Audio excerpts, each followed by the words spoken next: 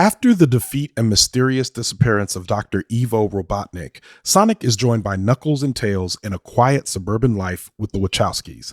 But their peace is disturbed by the emergence of another threat that causes them to have to find and join forces with Dr. Robotnik in order to face. It's Sonic the Hedgehog 3. I'm Ronald Young Jr., and I'm leaving the theater.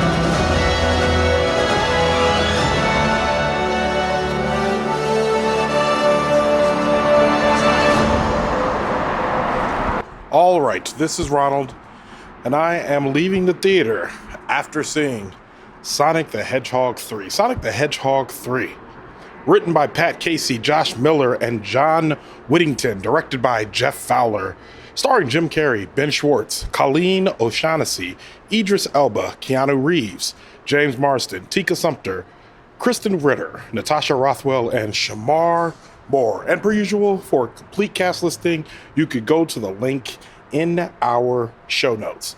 Funny story about Sonic the Hedgehog. The first Sonic the Hedgehog was the last movie that I saw in 2020 before the shutdown. So there was a period of time when I was doing this show when I thought that Sonic the Hedgehog would be the last movie that I ever saw in the theater. It turned out that wasn't true. Years later, I would go back for Sonic the Hedgehog 2. And today I went back for Sonic the Hedgehog 3. They're animated films. They're not. They're like live action / animated films. The Hedgehog, Tails, and Knuckles are all animated. And to be honest, if you want in-depth analysis of the plot, you could probably go back to my Sonic the Hedgehog or Sonic the Hedgehog 2 reviews, because honestly, when we get to this third movie, they're not giving us much here. Like, the third movie is very much a retread of the second movie. The second movie, we get Sonic the Hedgehog, who is dispatched to fight Knuckles, who is kind of tagged in by Dr. Robotnik in order to defeat Sonic. He's put head to head against him, and eventually at the end of the movie, Sonic convinces Knuckles not to fight him, but to instead become his friend. They become allies, and by the end of the movie, they become Team Sonic, and spins off into the Knuckles television series, which is on Paramount Plus. This is a hard review to do because there's nothing really here to review. Like, nothing's bad, it's fine. But that's it. It's just fine. Like, the movie's inoffensive, but it's also a retread of the second movie, which I don't think makes it a bad movie. It's also one of those movies that's just so commercial, it's hard to market it towards anybody else but children. Like, children are going to sit there for an hour and 49 minutes. That's how long it is. It probably could have shaved off 19 minutes easily. They're going to sit there for an hour and 19 minutes, and then it's going to end, and you will have had them, quiet for an hour and 49 minutes. Other than that, this isn't one you really need to. I wouldn't even recommend watching this one when it comes out on Paramount Plus. There's just nothing really happening here. Like, I don't feel excited about it. And it feels like what they keep doing in order to let us know that there will be more Sonic movies and spinoffs is they always have an end-credit scene and a post-credit scene that are pointing to characters that are either not as dead as we thought, or just faces that if you've played beyond Sonic, the Sega Genesis series, if you played Sonic Heroes and Sonic, Bombastic and all that, if you played all the Sonics, then you probably recognize all these cameos that they're shoving into this. And they're kind of making a bit of a Sonic cinematic universe, which no one really asked for. Every human in this movie, in this third film, is a cameo.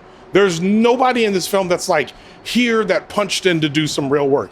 Even Jim Carrey. And Jim Carrey was kind of been like the lifeblood of these movies for the first two. This one, they have him playing two different roles, two different Dr. Robotniks, or one is a Dr. Robotnik relative. Neither of them really bring anything extra to the movie that justifies the existence of the movie. Honestly, my heart's like, this is a 3-star movie. It's actually, because of that, a 2-star movie, because it just feels lazier than the first two. It feels like, yeah, I mean, it's fine. Like, if you have kids that enjoy Sonic, if you listen to this, be like, I want to know if my kids are gonna like it, Ron. Probably, but I gotta be honest with you, I don't really remember Teenage Mutant Ninja Turtles 3. And I know that's the one where they went to feudal Japan and were samurai and whatnot, but there's 3 Ninja Turtles, and I'm a Ninja Turtles kid. And I can tell you all about 1 and 2.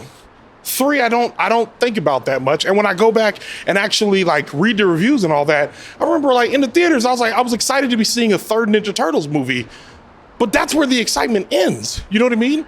And I feel like for most kids that will see this, they will grow up and be like, oh yeah, there was 18 Sonics. I really liked the first one. And the other ones will fade from their mind as they grow up and start becoming interested in things that aren't video game superstars anymore or video game characters anymore. And that's just kind of like, it's unfortunate, but that's what this is. Same director, they're not giving us, and they're going to keep making these. I think there's another one coming out in 2027. So they're going to keep making these. So we'll be gearing up for an election, and there'll be a 4th Sonic movie coming out. So we'll have been making these movies for the entirety of the 20s. That's wild if you think about it. Like that's, ugh. Anyway, 2 of 5 stars. And with that, Leaving the Theater is a production of Owen's Big Round Studios. I mixed this episode, and let me take a moment and say thank you all so much for sticking with me for the whole year. You know, for the last 2 weeks, we haven't had any episodes. I've been woefully behind in a lot of other work and just hadn't had time to get to the movies. Was gearing up for Christmas, was trying to ramp down on Wait For It, just wrapping up season 2, just a lot of stuff on the plate generally. So I didn't have time to make the episodes the last couple of weeks. And I always get a little nervous because I'm like, if I don't come out for a week, if I don't come out for 2 weeks, am I going to lose listeners? Are they going to be like, that's it, unsubscribe and not listen anymore? I've seen that that's not the case. I've seen that most of y'all give me grace. And I really want to say thank you so much for that. This year has been probably one of the hardest years of my life. One of the hardest, this year has been the hardest year of my life. Flat out. Like emotionally, I learned a lot about myself, but also like losing my mother really just put me into a depression, a tailspin, a spiral. That's just, I've been on the ride all year long. If you've seen me, if you've talked to me, even if I seem well, I'm not doing well.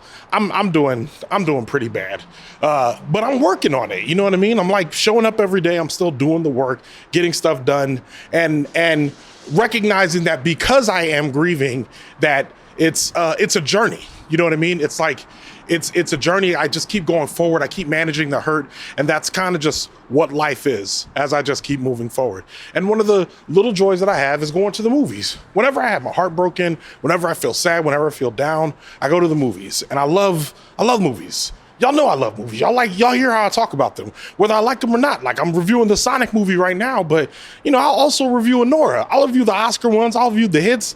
Like there's a new Jurassic Park coming out next year. We got Captain America coming out next year. There's a lot to be excited about in the world of movies. The strike ended, stuff starting to ramp back up the way that it should. Like we're in a good position headed into 2025. This was a slow year, but headed into 2025, there's a lot to watch. So stick with me is what I'm saying. If I miss a week, don't go nowhere. I'll be back next week. You know what I mean?